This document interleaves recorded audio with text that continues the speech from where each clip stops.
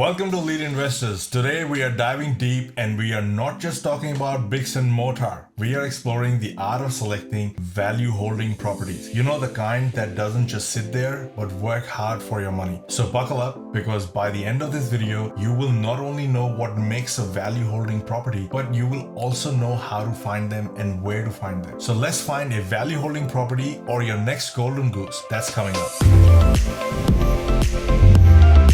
First up, let's talk about the superheroes of the property world, value holding suburbs. These are the suburbs where you will find value holding properties. Think of them as your property Avengers, strong, reliable, and always in demand. But what makes a suburb a value holding suburb? Number one, demand to supply ratio. Higher demand than supply typically drives the property prices. Population growth, job opportunities, and infrastructure projects contribute to higher demand. But you've got to ensure that you steer clear of areas dependent on single economies like mining towns. Number two, market cycle timing. In property, timing is everything. You don't want to show up to a party when it's almost over, right? So avoid purchasing at the peak of the local cycle, because timely investments can accelerate equity and portfolio expansion. Number three, percentage of renters. Suburbs with fewer renters, under 30%, are often more desirable to owner-occupiers. And owner-occupiers are like the guardians of the galaxy for neighborhood upkeep. They care more about their area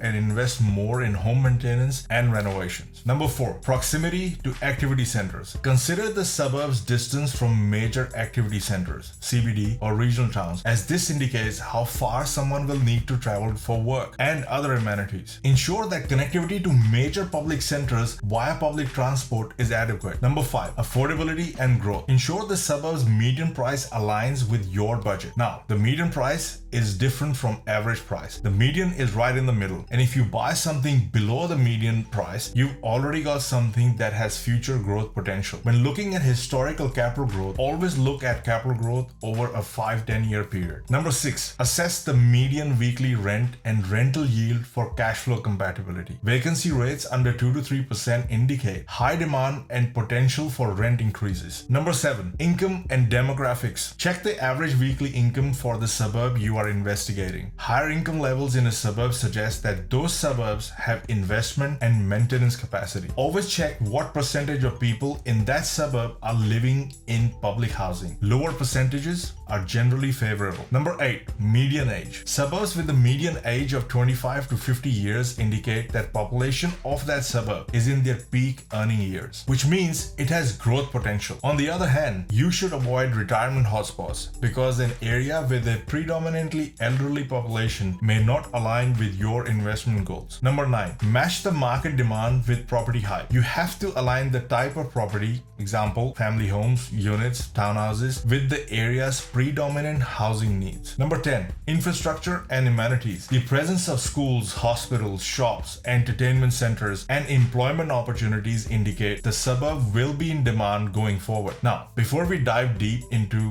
what makes a value holding property, let me say this. If you are feeling overwhelmed already, don't worry, I have your back. Click the link in description and schedule a call with me so I can do all this for you while you juggle trying to keep 50 balls in the air for your family. But if you would like to do all this by yourself, then let's dive into what makes a value holding property. Number one, a value holding property must appeal to owner occupiers. Owner occupiers are like magnets to metal. In other words, the property's value is usually directly proportional to its appeal to owner occupiers. Number two, you must purchase a value holding property below its intrinsic value. The intrinsic value is the inherent worth of the property, regardless of external factors or current market condition. In other words, according to Warren Buffett, you should seek to acquire a wonderful property at a fair price rather than a fair property at a wonderful price. This means you need to avoid paying premium prices, and you can easily do that by steering clear of new or off-the-plan properties and focus on properties priced below their fundamental worth. Number three, high land to asset ratio. If you don't know what land to asset ratio means, I've explained it in detail in another video, link in description. But in a nutshell, you should select properties where the land constitutes a significant portion of the asset's value. This doesn't necessarily mean a large parcel of land. The focus, however, is on the land's value relative to the overall asset. Number 4, go after high growth areas. That is, you must go after areas with a consistent record of strong capital growth. And to get an additional demographic advantage, you should target regions with affluent populations and high disposable incomes, usually in inner and middle ring suburbs of major cities. Number 5, unique property features. The property you go after must have a distinct feature, something special, something that is unique to that property. It could be as simple as a better view or a double driveway. Any feature that makes a property scarce or unique is a plus. Number 6, opportunities to manufacture growth. You should identify properties that will allow you to manufacture growth later on down the track. Any site that can be redeveloped, subdivided, or renovated falls under this category. This allows you to reduce your dependency on market conditions for capital growth because you are now in charge and can manufacture your growth when ready. There you have it. From selecting a value holding suburb to narrowing down to a single value holding property, every step discussed in this video reduces investment risk and maximizes your upside. Combine